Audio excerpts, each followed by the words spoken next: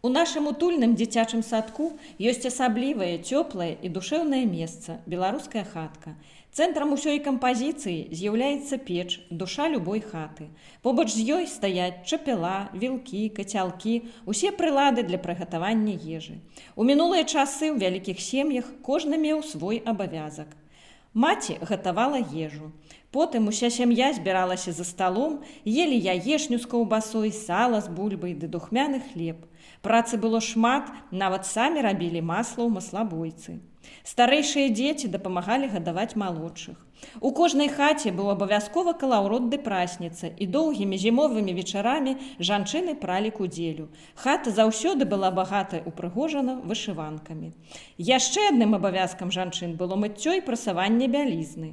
Мужчыны цяжка працавалі ў полі ды па гаспадарцы, а вечарам уся сям'я збіралася разам, гаспадар браў гармонік, і ўсе спявалі беларускія песні.